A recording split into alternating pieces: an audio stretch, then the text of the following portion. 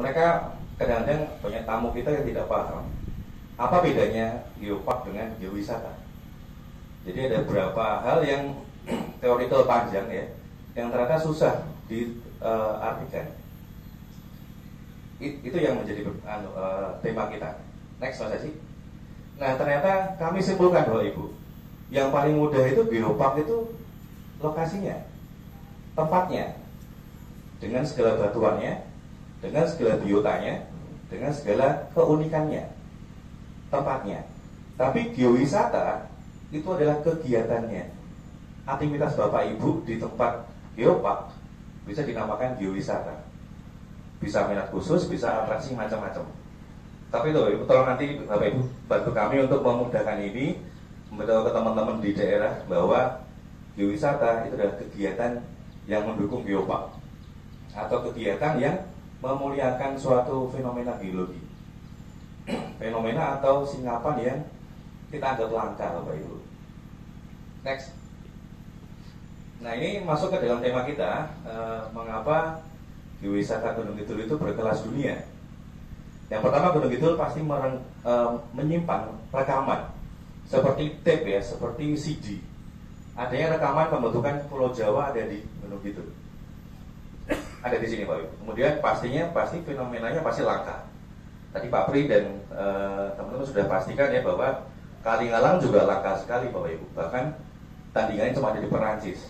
Jadi sangat langka sekali. Yang ketiga, punya bentang alam yang unik sekali.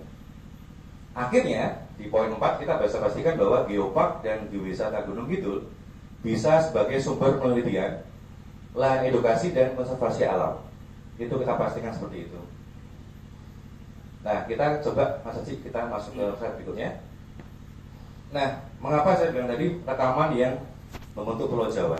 Ini agak sedikit basic Bapak Ibu bahwa Anda tahu ya, Ring of Fire, cincin api. Cincin api itu bukan apa? Bukan suatu hal yang sulit, karena kita berada di semua jalur cincin api ini Bapak Ibu, yang warna merah ini. Dan Pulau Jawa, Anda bisa melihat itu ada lempeng yang menunjam ke utara ya. Sehingga kalau Anda lihat ke model tektoniknya, model yang paling kanan ini ada lempeng yang menunjam sehingga menjadi magma. Karena batuan lempeng itu pada dasarnya adalah padatan yang mengandung besi, mengandung apapun itu, sehingga logam itu akan mencair ketika bergesekan dengan eratnya gitu, sehingga menjadi magma dan muncullah sebagai gunung api yang kita lihat sekarang ini, baik gunung api purba dan gunung api aktif. Jadi ini agak sedikit dongeng geologi Bapak Ibu ya, supaya nanti Bapak Ibu punya bahan sebagai teman-teman wisata dan adik-adik di Podarwis misalkan. Next nanti. Nah, ini gambar ini sangat mudah dicerna menurut saya bahwa lempeng tadi ketika bergeser pasti membentuk api atau magma. Nah, magma itu ada di dasar laut bukannya. Bapak itu bisa lihat ini adalah suatu rekahan atau meleteknya di dasar samudera, itu akan muncul magma, kemudian muncul ke permukaan, jadilah pulau. Nah, sebelum jadi pulau, jadilah lava bantal yang ada di Berbah itu. Bapak Ibu ke Berbah, lava bantal itu adalah awal mulanya pulau itu di situ Pak. Yang bikin langka adalah lava itu gagal tumbuh Pak. Lava itu berhenti. Kalau lava itu berlanjut, jadinya gunung api. Nah, blessing ini guys, blessingnya Berbah adalah lavanya berhenti Pak, berhenti untuk tumbuh. Jadi lava itu masih di sana sampai sekarang ini. Karena di Ngelanggeran, lavanya sudah menjadi gunung api Ngelanggeran, jadi gunung gunung Gedang di Sari, gunung Ireng dan lain sebagainya. Tapi lava bantal di Berbah gagal tumbuh. Nah, ini satu tema sendiri bahwa lava bantal itu sangat langka sekali juga Bapak Ibu. Bagaimana orang Berbah bangga sekali dengan lavanya, lava purbanya. Nah, kemarin ternyata surprise di kami juga di Watu Gendong, tim Pak Pri juga hari Sepak ya, ternyata ada potensi gunung api baru, gunung purba api baru di daerah Gunung Kidul. Yang semula kita punya 4, jadinya kita punya 5. Itu ada di Kompas, kalau bisa lihat semua di Kompas dan sudah dimuat di media lainnya. bahwa Gunung Kidul punya mungkin saja 5 gunung api purba. Dan di Benjingawen itu salah satu rekaman yang tersisa dari gunung-gunung api itu, Bapak Ibu. Oke, next. Nah, ternyata Bapak Ibu, Jawa ini spesial. Sebelum kita ke Gunung Kidul ya, Jawa itu luar biasa. Karena apa? Karena Sumatera itu punya gunung api purba yang sama, Bapak Ibu. Bapak lihat yang sebelah kanan atas itu ada Pulau Sumatera. Itu ada 2 jalur gunung api. Satu sejalur gunung api yang warna merah. Pegunungan Bukit Barisan. Itu gunung api purba juga. Tapi ada di Jawa ini case-nya adalah kita punya 2 jalur gunung api, Bapak Ibu. Baik yang purba maupun yang masa kini. Masa kini itu ada Merapi, Semeru, Merbabu dan teman-temannya. Nah, kita punya 2 gunung api luar biasa. Artinya ini juga hanya Jawa yang punya itu, Pak, ya kan? Hanya saja kita nggak bisa melihat bentuknya sekarang. Jadi bentuknya sudah tidak seperti gunung api yang aktif, yang kerucut. Next. Nah, ini bentuknya, Bapak Ibu. Anda lihat ini adalah platform Wonosari ya. Wonosari sebelah kiri itu, kemudian ada sampai ke Pacitan. Itu bergabung antara Kars dengan gunung api. Bentuknya sudah tidak jelas. Tapi kalau Anda ingin membayangkan seperti apa bentuknya, Anda bisa lihat Gunung Lawu ini.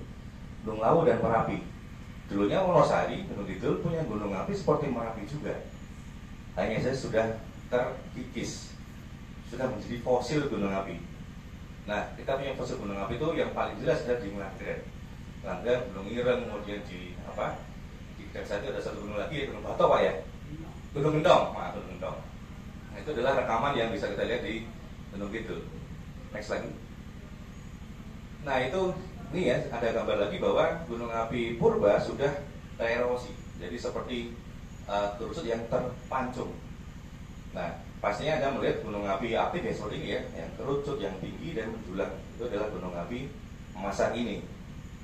Nah, inilah satu cara untuk mengenali bahwa gunung api purba itu sekarang menjadi tempat wisata alam, Pak.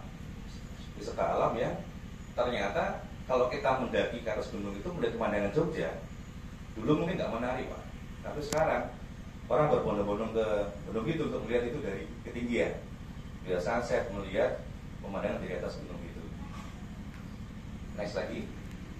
Nah, berhubungan dengan rekaman tadi, kami menyebutkan Bapak Ibu bahwa Gunung Kidul itu punya 3 rekaman yang luar biasa. Nanti bahan ini bisa Bapak bawa pulang atau nanti kita coba share ke grup mana yang kita bikin, Pak. Bapak bisa mendapat ini semua untuk disampaikan ke yang lain. Ini yang pertama adalah Gunung Kidul itu punya saksi bahwa tumbuhnya gunung api purba. Ya, dan tumbuh gunung api, matinya juga punya, bekas-bekas matinya.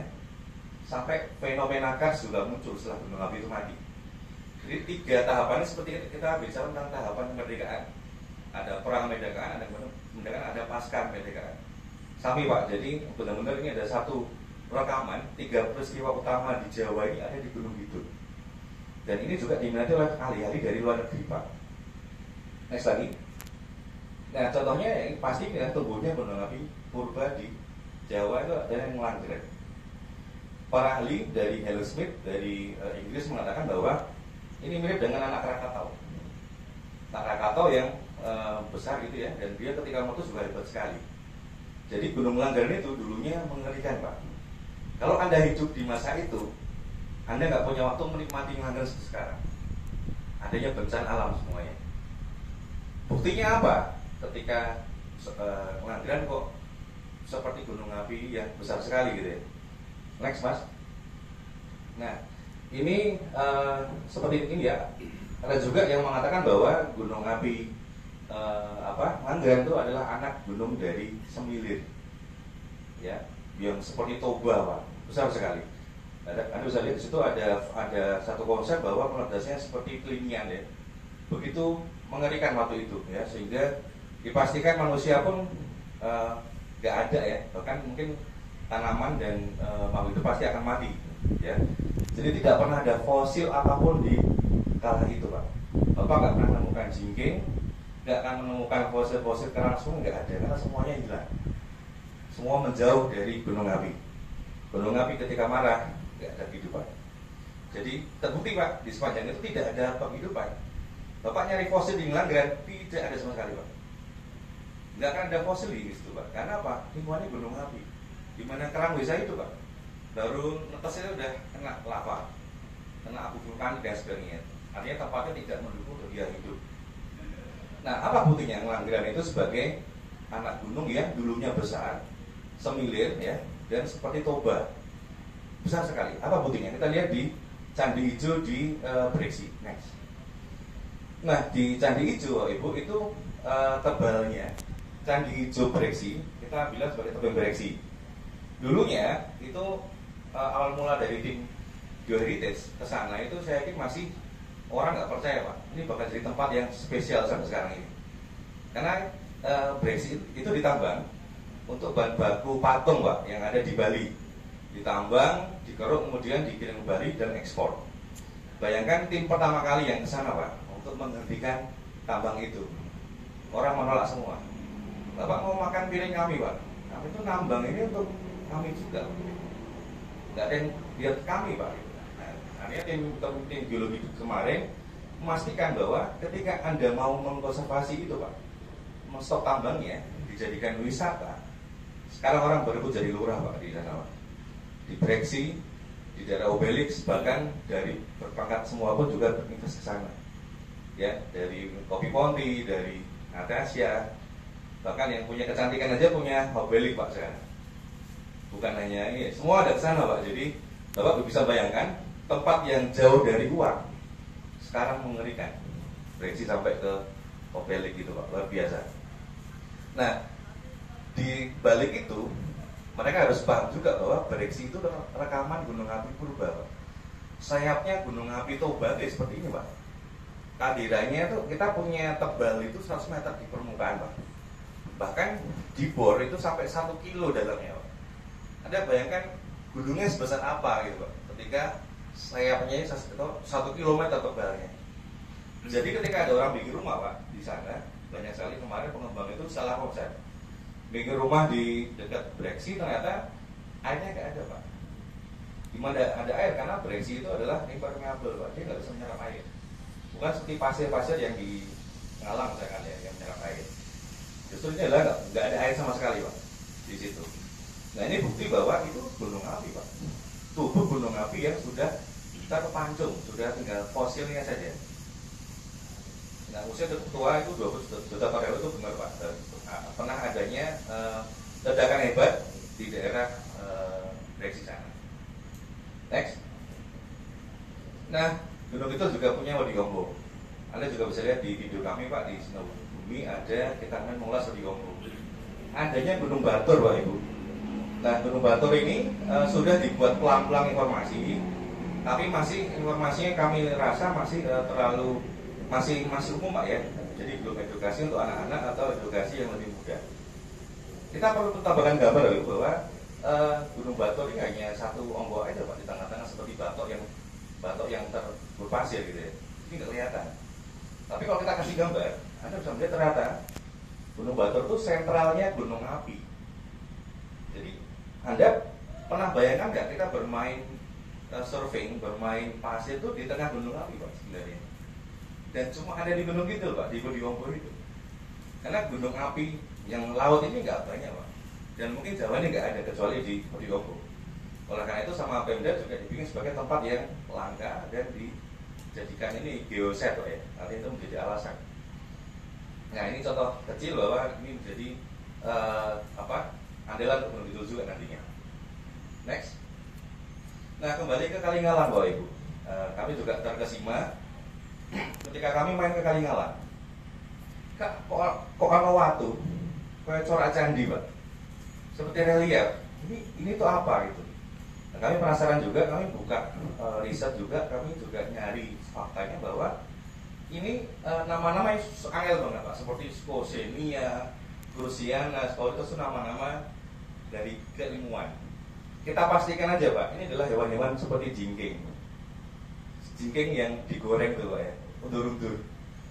Kenapa dia undur-undur? Karena ketika arusnya deras dia mundur, dia nyilep, Pak, dalam pasir. Makanya dia bikin rumah. Yang Anda lihat di Kalingalang itu bukan lagi barangnya, bukan lagi hewannya, tapi adalah bekas rumahnya. Memang ada yang vertikal, ada yang horizontal, macam-macam Pak. Nah ini bukti bahwa apa? Bahwa gunung apinya padam Pak. Iya kan? Satu waktu, satu tempat Kalingalang itu saksi yang masih bisa kita lihat bahwa Ngelanggeran itu sudah mati Pak. Kenapa? Karena tumbuh Pak. Hewan-hewan jingking ini dengan enaknya mereka berkoloni, ya kan? Rapat, musyawarah itu, poligami mungkin apa ya? Anaknya banyak Pak. Jadi kerajaannya jingking menurut saya. Begitu nyamannya hari itu mereka punya anak pinak sebanyak itu Pak di di Kalingalang itu. Jadi Pak Pri betul bahwa di sana adalah dataran yang laut dangkal yang sangat tenang. Sehingga kita pastikan bahwa gunung api Ngelanggeran sudah padam. Artinya kerajaan gunung api sudah mulai habis itu di masa itu Pak, di Kalingalang itu. Nah, bisa Kalingalang, tadi ada beberapa pertanyaan Pak, kenapa kok orang masih bingung mau diapain sih Kalingalang itu Pak? Kok orang lokalnya nggak bangga dengan Kalingalang? Nah itu bukan sebuah kesalahan Pak, tapi proses menurut saya. Karena ada contohnya Pak, di daerah Kulon Progo itu ada, kami ketika ke sana mendampingi Dinpar juga dan Dinas Bapeda, ada satu tempat yang dijadikan geotermal juga Pak, tapi batu bara. Jadi di sungai itu, kalau Pak pernah ke ke Nanggulan, di Kali Sombo itu ada satu desa, itu ada batu baranya Pak, 40 cm. Itu mau diapain Pak? Nggak bisa diapain Pak, ditambah nggak ekonomis, ya kan? Tapi sebagai tempat, itu tempat yang langka di Indonesia Pak. Bagaimana bisa? Anda tidak usah ke Kalimantan, Anda bisa ke Kulon Progo, makan geblek, sambil lihat batu bara Pak. Dan tempatnya itu bukan untuk diapain Pak, justru dibiarkan seperti itu. Cuma nanti dikemas sebagai sanctuary. Sanctuary itu semacam lab Pak, lab alami atau semacam tempat penangkaran untuk hewan langka. Jadi itu di langka itu kita kasih tempat yang memang tidak diapain Pak, sebagai zona inti. Tapi warga situ sudah punya Pak, punya geblek, punya tempat-tempat makan yang memandang gunung api, yang sawah terhampar itu Pak. Anda bisa bayangkan sampai Pak Sandiaga Uno terkesima sekali Pak ketika kesana dengan kami itu. Dia nggak pernah ngopi Pak, seenak itu katanya. Kopi Starbucks tuh kalah sama itu. Karena apa? Ya dia tuh pemandangan gunung api purba itu Pak di Nanggulan itu. Ya sama dengan yang di Kalingalang, bukan salah fosilnya Pak, fosilnya harus seperti itu. Kita harus bikin penyangganya seperti apa supaya orang datang ke Kalingalang dan melihat bahwa ini langka sekali Bapak Ibu. Langka sekali. Ya ini adalah ikonik dari Kalingalang, dan Pak Pri dengan tim biasanya sudah lama di sana supaya ini nggak dirusak. Karena ketika ini hilang, selesai ceritanya Pak. Ya kan Pak? Karena apa Pak? Saya pernah diberitahu oleh teman di dinas juga bahwa manusia sekarang Pak, kalau kita punah, nggak ada yang tahu kita Pak. Kenapa? Karena kita semua sekarang ini menyimpan di Google Pak, menyimpan semua itu di drive, di flash disk. Kita kena bencana Pak, satu Indonesia ini habis semua Pak. Orang nggak tahu Indonesia kemana. Taunya apa? Taunya ini Pak, oh ada fosil loh. Bapak nggak ada nama di situ Pak. Karena kita tidak pernah merekam sejarah itu Pak. Kita hanya merekam tapi kita tampilkan di media sosial gitu kan. Itu satu case bahwa mereka sudah buat itu Pak. Rekaman itu terbentuk jutaan tahun yang lalu. Ya kan Pak? Berarti kita harus melakukan ini sebagai aset geowisata kita Pak gitu kan. Jadi membuat ini sebuah teman baru bahwa ini Pak, ada satu kala saya punya teman-teman di SMA Pak ya. Mereka iri dengan Jakarta. Wah pas, kami itu ini case di Kulon Progo kan Pak. Oh, kami ini kan di desa Mas gitu kan. Karena teman-teman di Jakarta tuh datang pakai logo gitu udah keren banget Pak. Bahasa Inggris, mereka bisa macam-macam dan mereka bangga sama mallnya. Wah di sini ada mall yang nggak asik gitu kan. Saya bilang ke mereka bahwa suatu hari bahkan di sini pun nanti ada mall bisa Pak. Tapi di Jakarta nggak pernah ada dua pinggul, nggak akan pernah bisa bikin batu bara itu Pak. Di Jakarta nggak pernah bisa bikin Kalingalang. Tapi mall bisa di Kalingalang mungkin bisa Pak, mungkin atau tempat yang lain ya. Intinya bahwa suatu pekerjaan itu proses itu harus dikerjakan untuk suatu hal yang kita banggakan Pak gitu kan. Ya itulah fungsi kita edukasi kepada adik-adik yang sekolah Pak ya, dari kecil kita edukasi supaya mereka bangga sama daerah itu Pak gitu. Ini setelah untuk ini ya, untuk ke Kalingalang kita ada saksi bahwa itu adalah padamnya gunung api purba. Next lagi nggak saya. Nah, kita juga punya kabar Bapak Ibu, karena kita punya gunung api, kita punya Kalingalang sebagai kita bilang sebagai dataran ya, laut dangkal itu yang panjang sekali itu. Kita ada gambar konseptual dari Gunung Kidul Purba. Jadi Bapak kalau mau bayangkan dulu tuh koyo apa Gunung Kidul seperti itu Pak. Ada satu pulau-pulau kecil yang sampingnya itu laut-laut dangkal. Yang paling atas ini. Ini adalah paleogeo, jadi geologi masa lalu mungkin seperti ini Pak.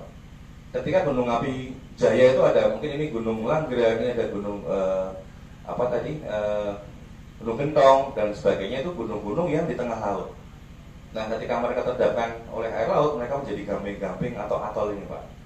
Jadi ini semacam konsep saja bahwa dulunya kita ini terendam air juga Pak. Kita di bawah laut. Gunung Kidul itu di bawah laut. Next. Ini nggak usah, sudah ada tuh tadi Jumun ya, sudah sampai Pak Kli. Nah, mengapa kita punya Gunung Sewu Pak? Mengapa kita punya Ponical Hills? Itu juga salah satu mungkin sering ditanyakan sama teman-teman yang di pelatihan ya. Kok bisa Pak? Saya punya gunung Ponical itu 1000 bentuknya sama semua. Ya ini Pak, karena dulunya batu gamping itu kan terbentuk sangat tenang Pak, itu tebal-tebal sekali. Saking tebalnya, ketika dia terangkat, dia pecah Pak. Retak, pecah seperti tempe garit, terpotong-potong secara alam tapi simetri. Nah, pecahan ini kemudian terisi air dari hujan, ada air dari permukaan dari sungai, sehingga mereka mengkikis pelan-pelan, sehingga terbentuk gua ya, endokars sampai sekarang ini ya. Jadi kas-kas itu karena ini Pak, karena dia terangkat kemudian terpecah-pecah ya, kemudian menjadi gua-gua ini ya. Jadinya kalau itu menjadi tererosi semua, simetri, itulah jawabannya mengapa Gunung Sewu atau Ponical itu ribuan, tapi bentuknya sama Pak, seperti itu, karena pengaruh struktur.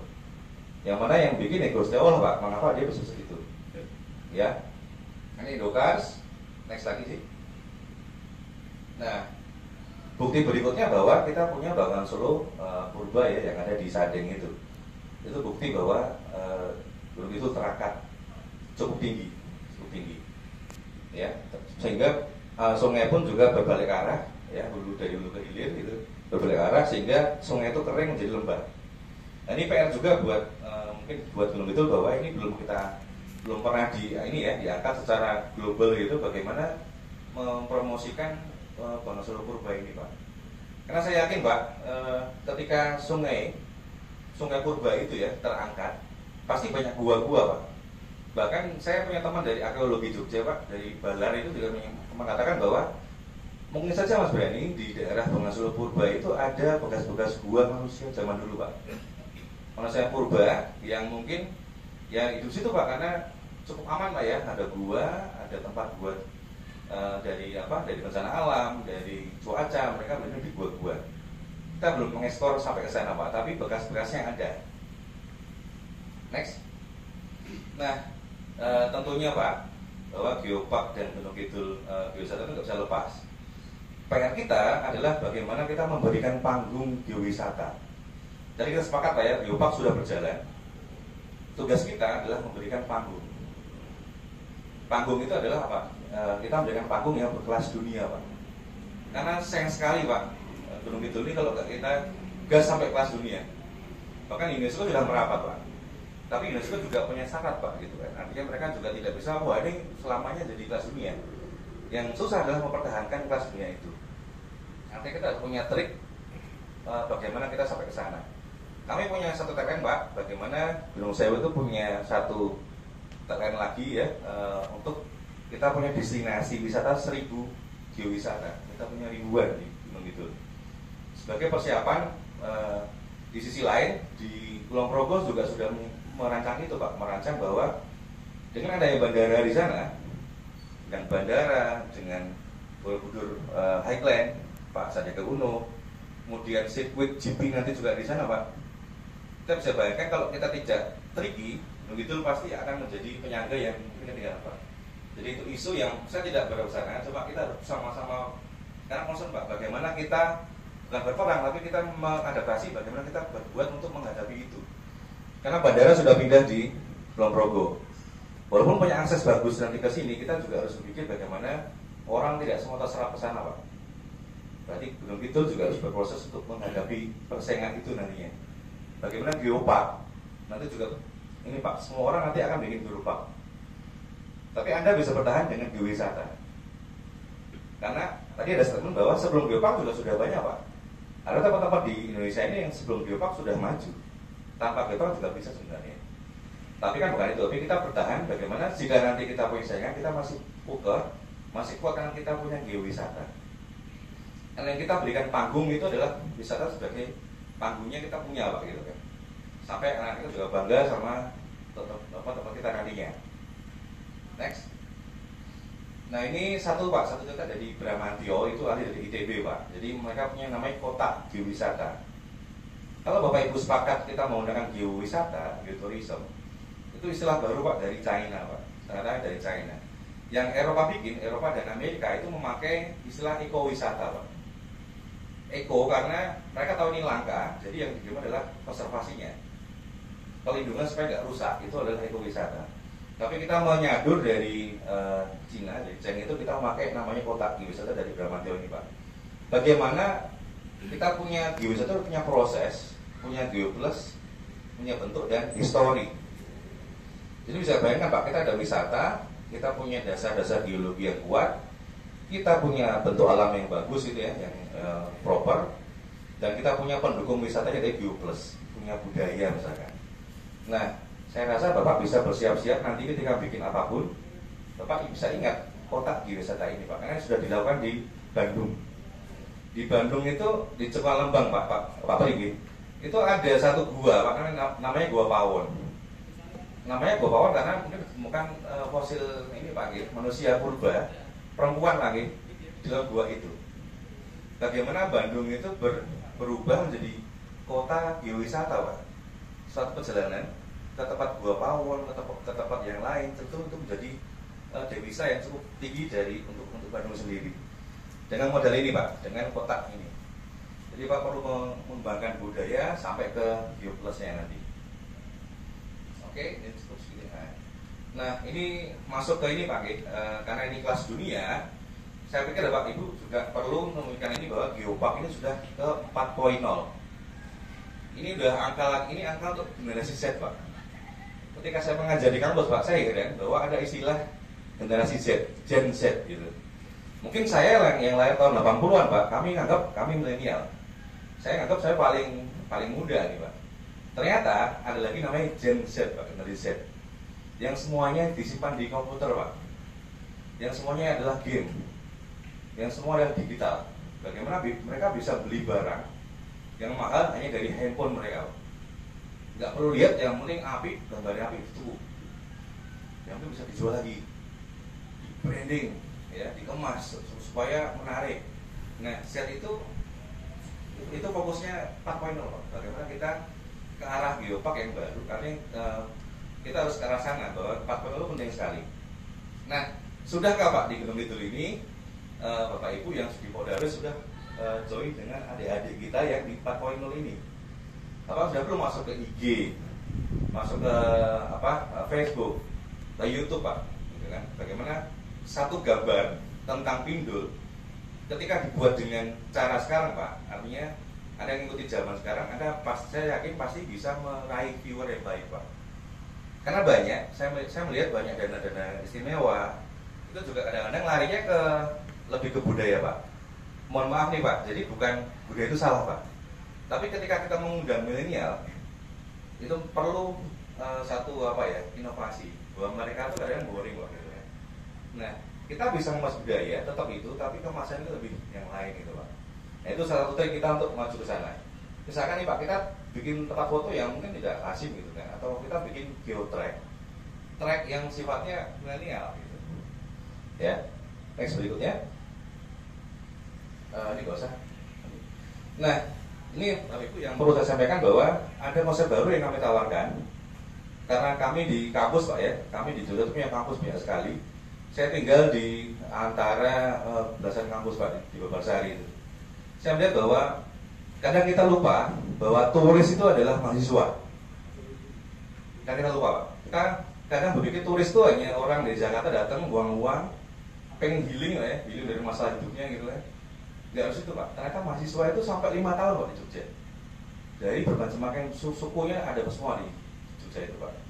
Dan mereka stay 5 tahun. Dan mereka kalau wisata ya ke Gunung Kidul, ke Gunung Progo, mereka asap Pak. Jadi kalau kita setuju Pak bahwa mahasiswa adalah turis yang spend money-nya banyak Pak di situ. Dan saya yakin Pak Apri juga banyak mahasiswa ke sana sebagai turis juga Pak. Mereka belajar sekaligus berwisata. Nah itulah kadang-kadang kita perlu masukkan ke konsep kita bahwa turis itu bisa jadi mahasiswa atau orang-orang yang memang khusus untuk ke situ Pak gitu kan.